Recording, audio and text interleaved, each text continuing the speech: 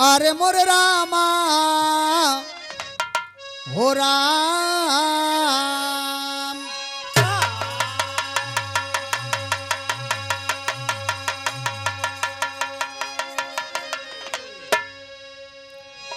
बड़ी अच्छी गीत सुने के मिलल कि जब तक पेट में रहला तक कहलब कि जा भगवान का भक्ति करो। इनमें से बच्ची बेस एकदम निकाल दे हमरे में से भगवान का भक्ति करब, लेकिन ये माया रूपी में आया में सब कुछ भूल गई तो लाइन पे हमको एक ठो देना है।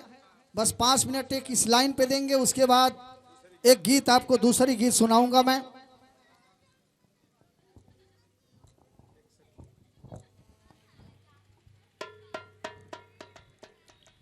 इस धरती पे आ गए आप, आने के बाद आप कर क्या रहे हैं? पहले तो कहे कि भगवान की भक्ति करेंगे, लेकिन आए जब ये धरती पर जब अइला बाबू तो आप भगवान का भक्ति छोड़ के बाद, लेकिन ये माया रूपी काया, ये प्राण रूपी आपकी पत्नी जो है अंदर से समझा रही है। ये प्राण प्रिय आपको समझा रही है। क्या समझा रही है? आए बाबू कजरी की लाइन बजा के आया मास्टर। कजरी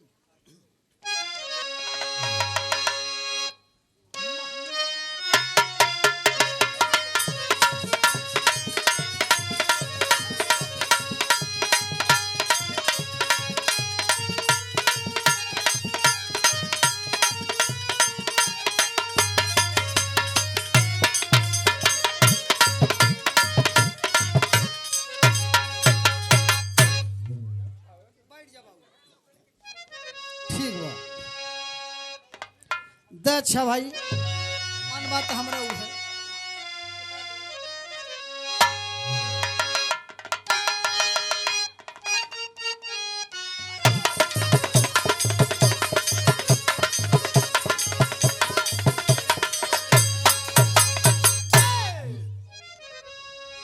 आए बाबू बताओ कि ठीक भाई अब से अपने रहन सुधार ला, नहीं तो फिर तो हके एक दिन वही जाए की पड़ी। कहाँ जाए के पड़ी? भगवान के शरण में जाए के पड़ी। वही शरण में जाए की पड़ी जहाँ कहले कि आके हम भक्ति करब, अगर न करब तो फिर भगवान के ही शरण में जाए की पड़ी। ऐसे बतावल गइल का?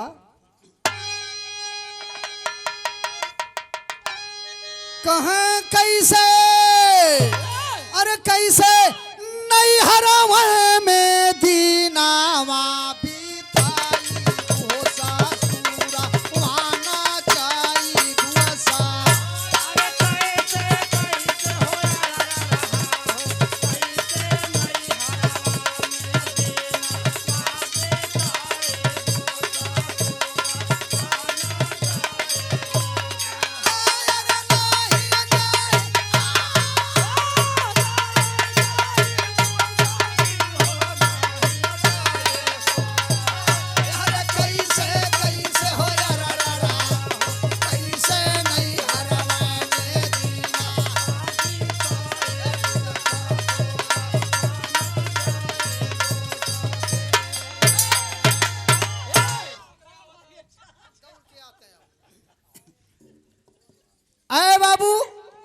कैसे तैसे बच्ची पीछे हट जो ना, इन्हें पागल हैं ऐसे समझाई लग कौशल्या भला छेदी दद्दा नहीं बान एक दद्दा तो चला गए क्यों नहीं मारत छेदी दद्दा वहां आज कई जने का पैर खुचिल दिलन। ऐसे कल थोड़ा सा आज कार्यक्रम चला था रमेश से हो, आज रमेश से कार्यक्रम बबलू को उनके उम्मे भेजले ही।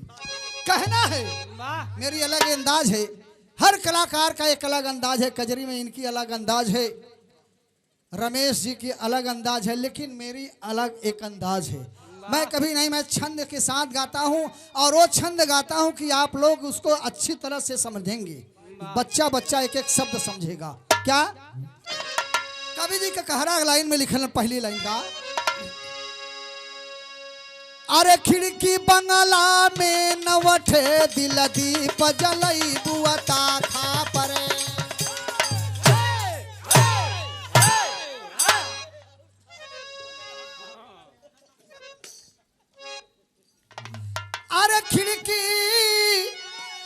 बंगला में नवठे दिल दीप जलई बुअता खा परे गुमान गढ़े में गिर जई है जुलुम ढगई बुआ ढाखा परे भूली जवानी मस्तानी जब कल्प तरोवर शाखा पर चोली भार यो बनवा उमड़ी जुलुम ढहई बूढ़ा खा पर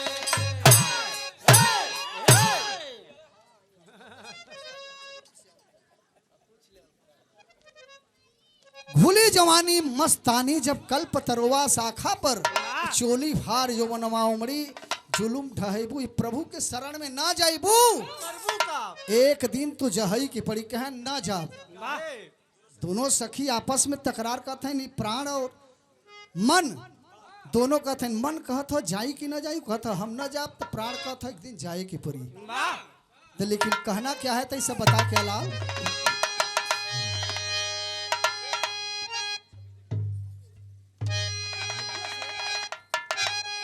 कहे छवि देख ठलावा बोले पठे अरे चोरी जो सकलैया खाबू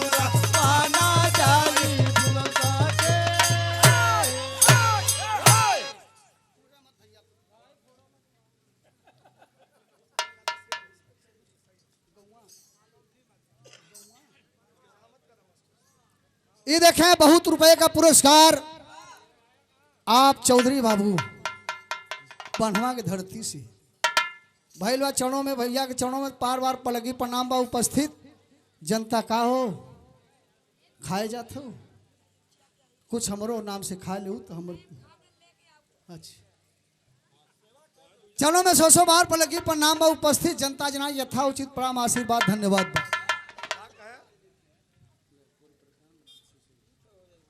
ये देखें गेट पर लिखल हो बाबूजी परिचित है परिचित अंदाज में पूर्व प्रधान इस ग्राम पंचायत के बाबू बनारसी सरोज के तरफ से जे 101 रुपए का पुरस्कार नया आशीर्वाद प्रदान हुआ चरणों में 100 बार पर लगी प्रणाम बा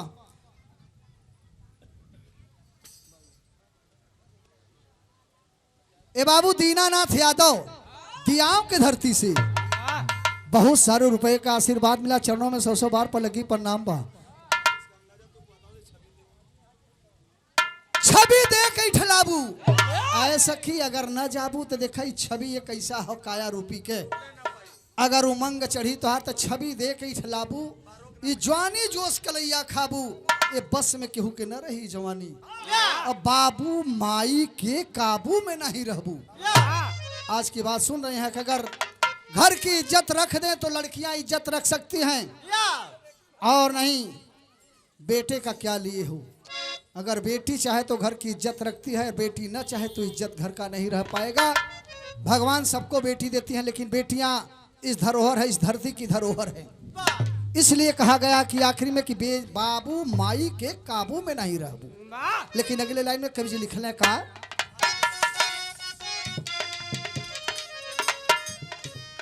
वहीं लिखल गई झाड़ के बरवा जुरवा बना बुआ झाड़ू भरिया नजारे से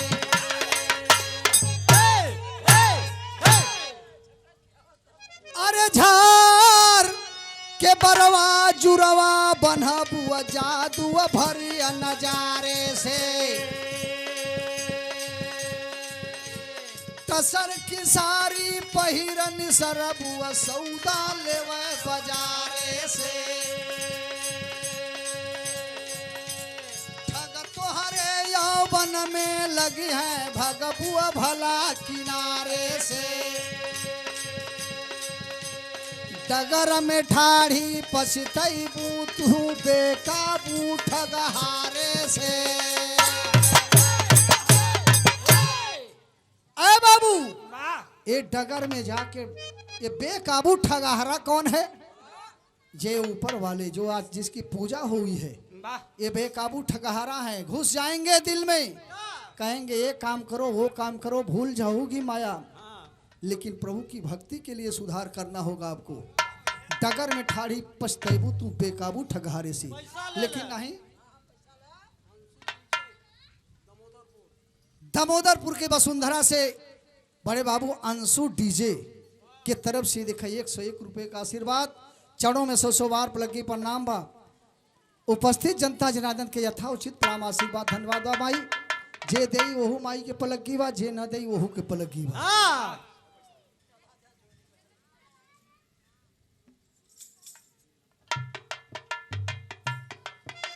बाबू घेनीराम पाल की तरफ से, अरे पासी यानी पाल पासी हम लोगन का बस्तिया दोनों सटले रहला।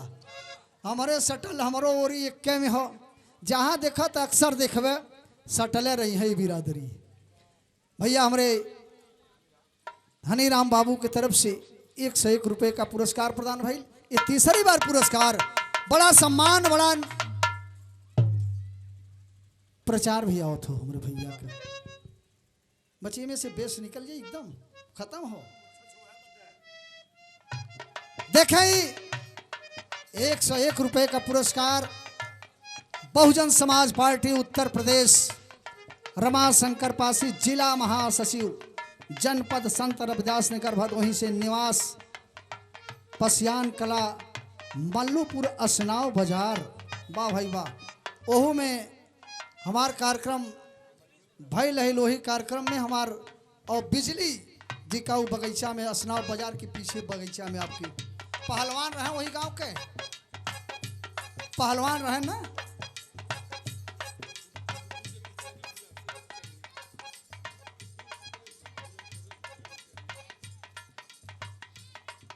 भैया के पार्टी के तरफ से भी भगवान आपका पार्टी रात दिना दिन चुगुना विकास करे। चरणों में 100 बार नमस्कार। जय भीम जय भारत। ये हमरे देखा बाबूजी चाहे जहां प्रोग्राम होला गुड्डू से कह के भी लिया जाले ना, पहले बता दिलन।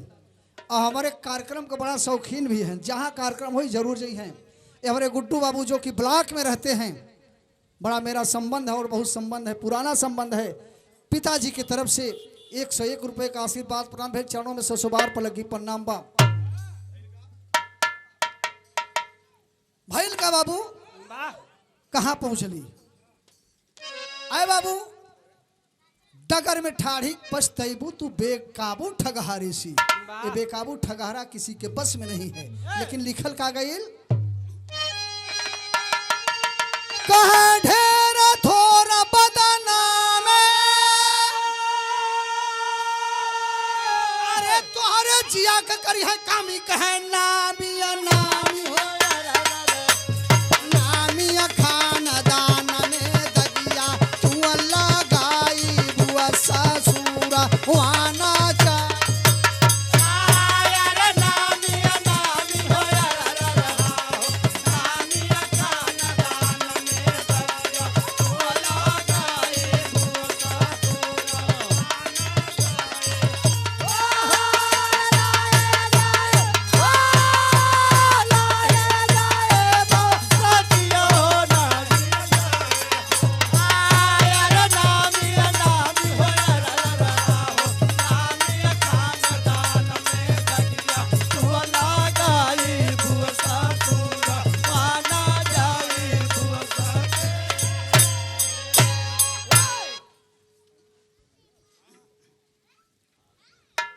अगर ससुरे न जाइबू, ये ससुराल न जाइबू तो एक ससुराल जाए की पड़ी।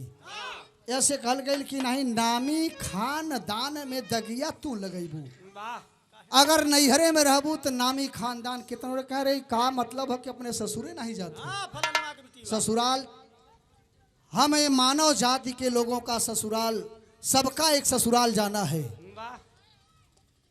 और हमारी नारी जात के हमारे माई बहन के ससुराल 2 जगह होले। एक ससुराल तो पहले से आओ ना जाना उनकर हले, एक ससुराल जो आखिरी होता है उस उनके लिए डबल है। लेकिन कहना क्या है लाल, अगले लाइन बताओ गई।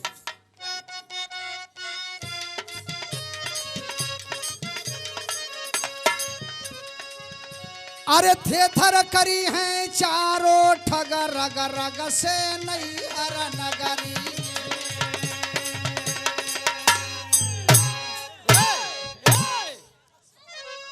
अरे थे थर करी हैं चारों ठग रग रग से नहीं हर नगरी में। दागी लगी दगीना के छीटा पड़ जाई है चुनरी में। धब्बा कलुष कबाहट के हल जाई काया कोठरी में। नेम धर्म पाले ना सकबू तरुणाई के ओसरी में।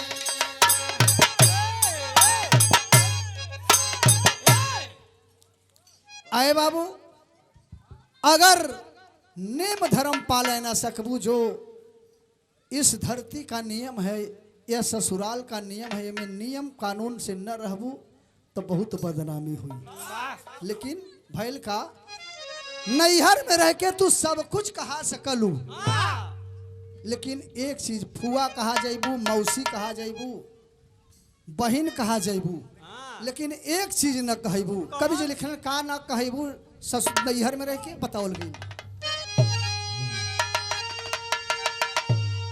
कहा पति बिना पति बरता, अरे फिर ना कोई काम निसरता कहीं भरता।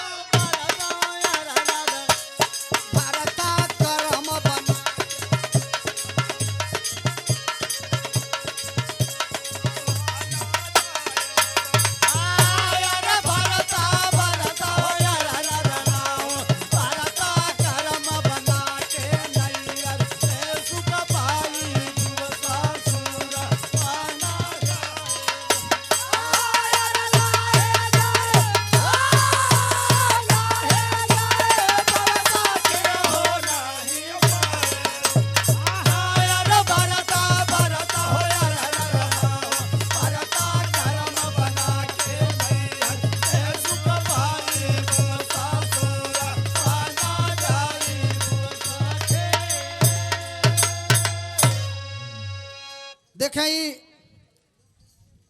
51 रुपए का पुरस्कार परम आदरणीय बजरिया के धरती से मनराज पाल जो ट्रक के ड्राइवर हैं, उनके तरफ से 51 रुपए का आशीर्वाद बा, मुन्ना के आशीर्वाद बा। और ये देखिए 51 रुपए का आशीर्वाद प्रदान भाई हमारे बड़के भैया के। आप लोग जानते हैं कि वो जमाने में आप भी मस्तानी कजरी हम लोगन के संगे गाँव झूम नाच के गाँव भैया के तरफ से वाह फरमाइश है, उनका फरमाइश हम पूरा कर देवे भाई। भैया के चरणों में 100 बार पलगी प्रणाम। बाबू तीरे लाल गोधना के धरती से 51 रुपए का पुरस्कार बा, चरणों में 100 बार पलगी। भगवान करे आपके हर मोड़ पे तरक्की दें। आखिरी लाइन में जाते ही देखा कहली ना कि 10 से 15 मिनट एक गाना ले कि ताकि आप लोग उबिया ना। ई पांचू कहें सजनवा से तू रहना झुका के हो।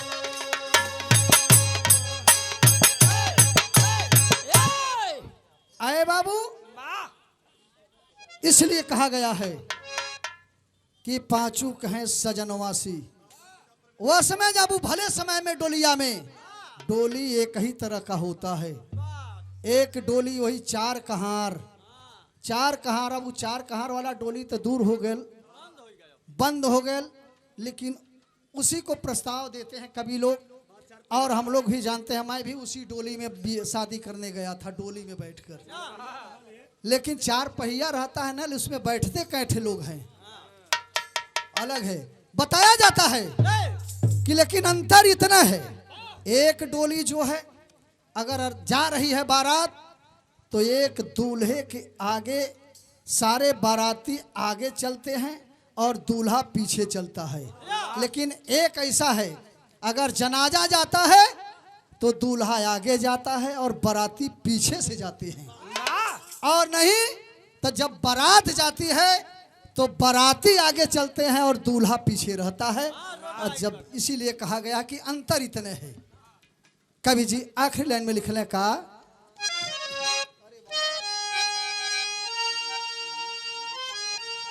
ये देखें हमारे पारस भाई के, ये भाई हैं कोरस के बहुत अच्छे कलाकार। पारस अपने नाल के वादक में बहुत अच्छे थे और दुक्कड़ नगाड़ा में भी बजावे भैया। आपके ही कररवे पर घर बा, सुंदर पुष्पहार के साथ बहुत सारे रुपए का पुरस्कार मिलल।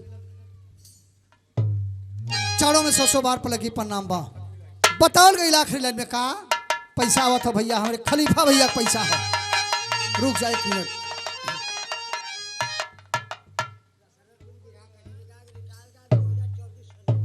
सन 2024 से रिटायर हैं। अब जान लो भैया, 24 में चुनाव हुई, 24 से रिटायर।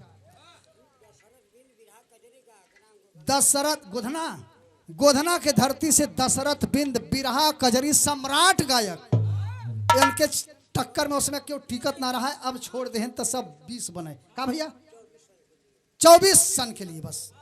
बहुत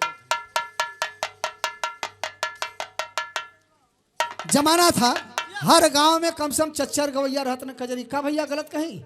हर गांव में 4 टीम 5 टीम और मातारी बहन का भी टीम रहे। वाह वाह, मास्टर साहब भी आइए। 4 टीम रहे और मेहरारू का भी चौगट पर है। लेकिन आखिरी लाइन कजरी के ओकरे बाद दूसर की कजरी हम दी।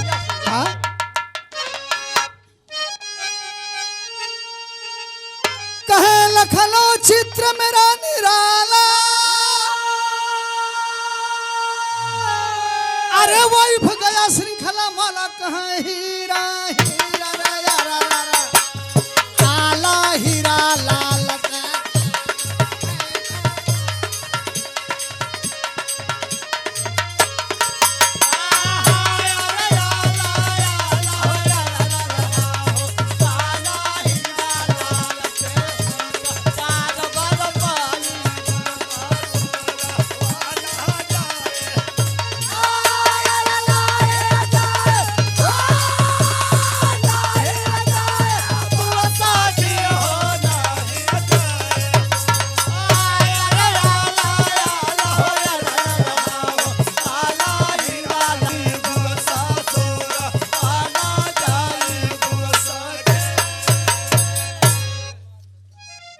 देखा ही पहलवान पाहों के धरती से सार पहलवान पाहों जे भाई के भैंस वहीं चाहिए। मार साहब आओ बैठ गया।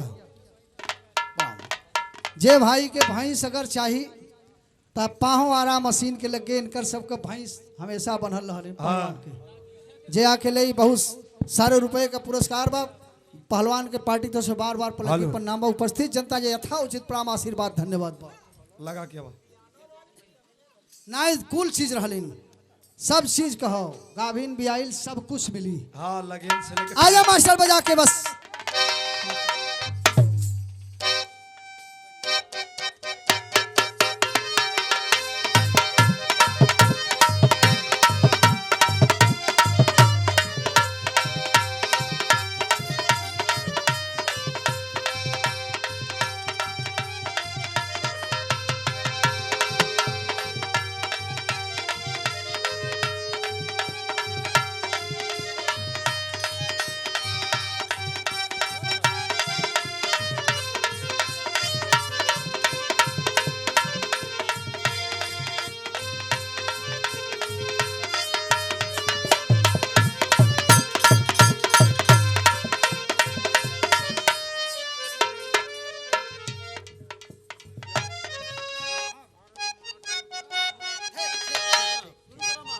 एकदम देखा बाबू सही कहलन है कि बच्ची रामायण महाभारत छोड़ के कुछ हो गावत।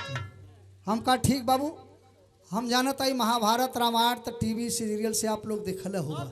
कहानी अलौकिक कैसन हो जौने के माई बहन भी सुन ले, बच्चा लोग सुन ले, बाबू भैया लोग सुन ले। गीत लगौलन मास्टर एक का गीत लगौलन, कौनो दुल्हनी का शादी नया नया भैल गौने के बाद ओकर जब विदाई होए लगल यही रक्षाबंधन पर तो दूल्हा बेचारा सोचले कि अब हम कैसे रहब। यह लगल सोचे, जब सोचे लगल तो कैस को तुल चल जाइबू तो कह हाँ वो तो चल गई कैसो कैसो।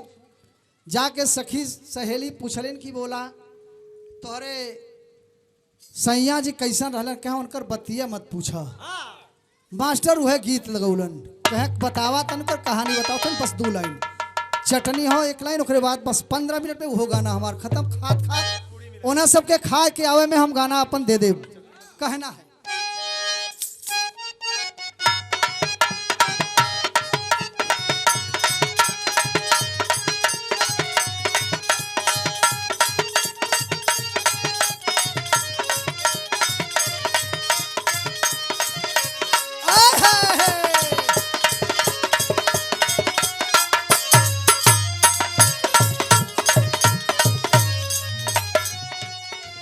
यह कहलस नहीं हर जाए के हम कैली तैयारिया,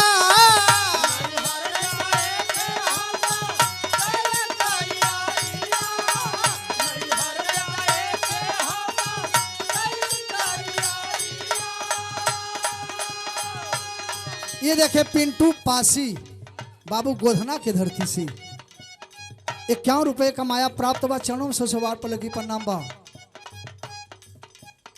नहीं हर जाए के हम कैल तैयारिया,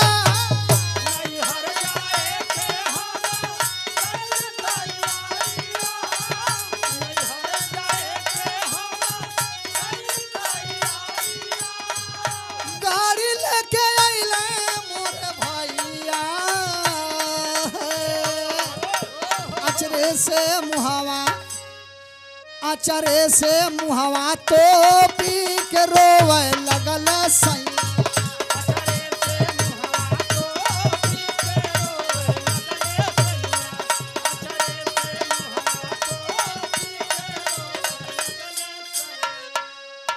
कहलस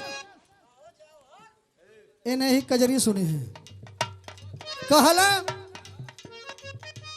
ए बाबू हमरे सैया के ये हाल रहल, जब हम आवे के भैया लेके गाड़ी गईलन वह समय आचरे से हमरे मुंह तोप के लगला रोवे, कहे कि और का कैलन तब बताओ थे 1 लाइन में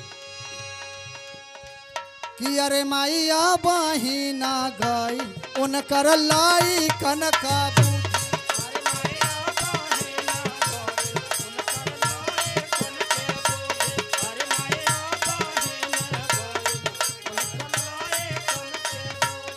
हो माई हमारा से पहले गईल है गाड़ी आई में कूदी,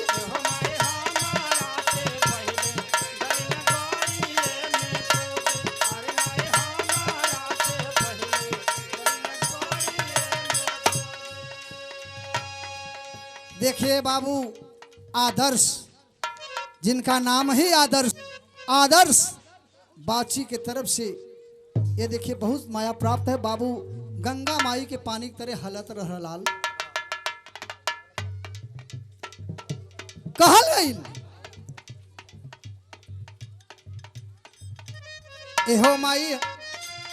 एहो माइया बहिना गई उनकर लहाई कनका बुद्धि,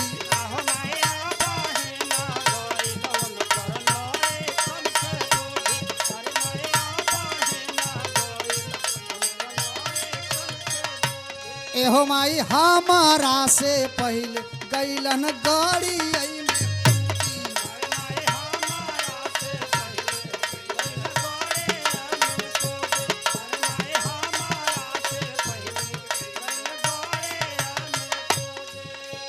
पहले तो हंसली वन के चालिया स्वभाव पे,